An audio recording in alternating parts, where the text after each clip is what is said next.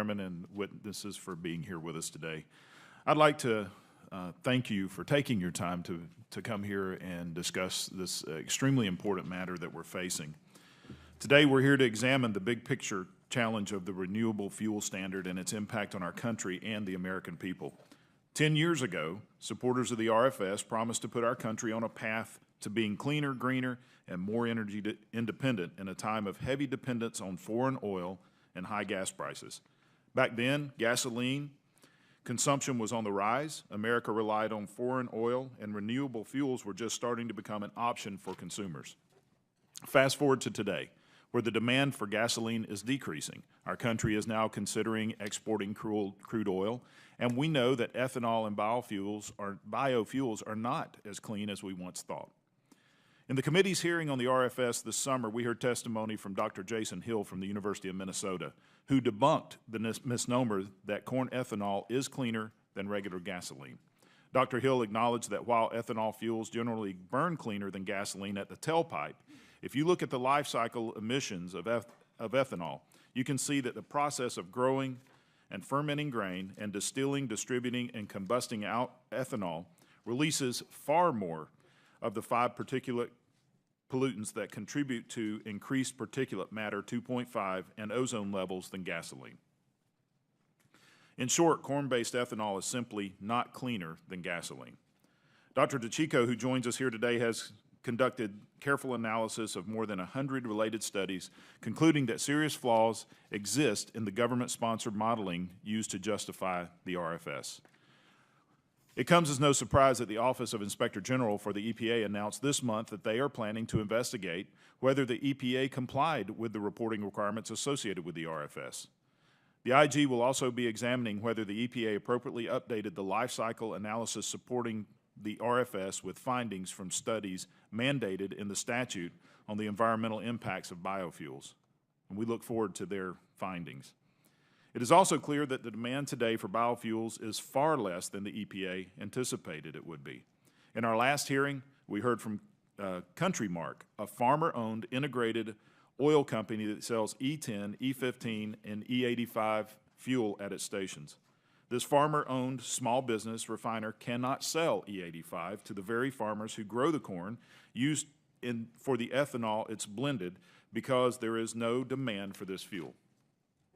It is also becoming clear that Americans are ill-equipped to make smart decisions about gasoline choices entering the marketplace. According to a recent study conducted by the Outdoor Power Equipment Institute, Americans choose to purchase gasoline based on price and simply don't pay attention to the warning labels placed at the pump. This results in consumers using fuels with higher blends of ethanol in lawnmowers, chainsaws, generators, and other small engine equipment that are not certified to use those fuels. This can cause damage or permanently destroy those products. And with that, Mr. Chairman, I would like to enter into the record a letter from Todd Teskey, President of Briggs & Stratton, which outlines these points in further detail. Without objection, so ordered. Finally, I want to thank our witnesses today for testifying on the impact that the RFS has on the American people. It's time for Congress to make a change. When existing law is unworkable, Congress must listen to experts and adjust the law as it is needed. I hope this hearing will bring to light some of the unintended consequences of the RFS and provide guidance to lawmakers as we decide the future of this law. Real quickly, Mr. Coleman, what's your profession? What's your education, your profession? I'm educated at Wesleyan University. I was educated at Northeastern School of Law. I run the Advanced Biofuels Business Council and represent the lowest carbon fuel companies in the world. Okay, and so you're an attorney? Yes. Is that, okay.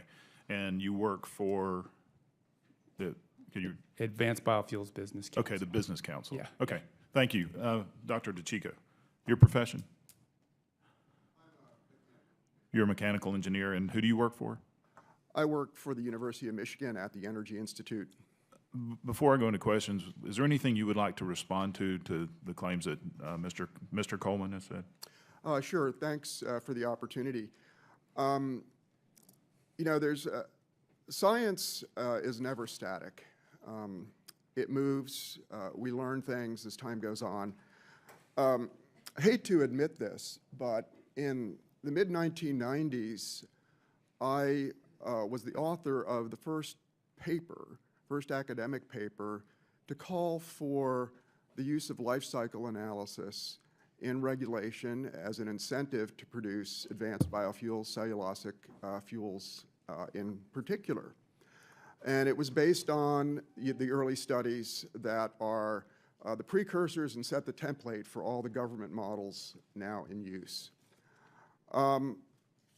I didn't know then what I have since learned about the realities of the carbon cycle, and what I realized several years ago as I began picking apart the models and trying to understand, okay, why is there so much controversy here that never seems to get resolved, is that the government models, the GREET model, which has been the basis for so many of these claims, effectively violate the law of conservation of mass. They effectively, in the computer, create carbon for the sake of offsetting the carbon out of the tailpipe without bothering to check whether additional carbon has been removed from the atmosphere. Now, Mr. Coleman says, well, I'm raising some unproven theory about additionality. Additionality, you know, the need for additional carbon is just another word for the conservation of mass. There's no such thing as free carbon. Carbon is the fuel of life. You know, we have to be careful when we say willy-nilly, we need to decarbonize the economy. I personally don't want to be decarbonized, and I don't think any of us do. Our whole food chain and the whole carbon cycle by which plants at the base of the food chain take carbon from the air and utilize it to feed everything else is what's going on here. And if you take that, that's what I meant by you can't rob Peter to pay Paul. If you just take that carbon, it has to be made up somewhere else. So I am in a situation of someone kind of saying, well, the emperor has no clothes, because the emperor in this case is the Department of Energy and its models that became the template for the RFS, and EPA's models, which it did its own modeling using a similar format, the same with the California Air Resources Board. And here I am coming along and saying, oops, you guys got it wrong. Your models violate conservation of mass. You haven't checked whether that carbon that you're crediting automatically against the tailpipe was actually additional carbon in the sense that it came out of the air without stealing from the food or feed system. So I certainly realize that my criticism of these biofuel policies does fly in the face of piles of publications, but unfortunately, those publications got it wrong. Thank you. One quick question. I'm trying to get my hands around this carbon neutrality theory. And in layman's terms, the idea, the model was based on is we're going to grow more corn plants. Plants absorb carbon output. So therefore, the increased output by burning ethanol or producing ethanol will be absorbed by the increased production of corn plants. Is that a fair summary of the idea? Oh. And are we growing more plants to absorb? We're growing a bit more. The key word that you said here is more. You know, in other words, if we had a barren piece of desert and then irrigated it, fertilized it, grew corn on it, then that piece of desert would be growing more corn in a way that takes more carbon out of the air than was previously being taken out. And then you could legitimately claim that that carbon in that corn feedstock offsets the emissions when the ethanol is burned. But I'm not aware that we're getting most of our corn from land that used to be barren deserts. So it was used for other purposes. Okay. That's right. I say I'm out of time, Mr. Chairman. I think the world is turned upside down when we have the business community advocating for more government regulation and the environmental community advocating for not. So this is very interesting. Thank you, Mr. Chairman.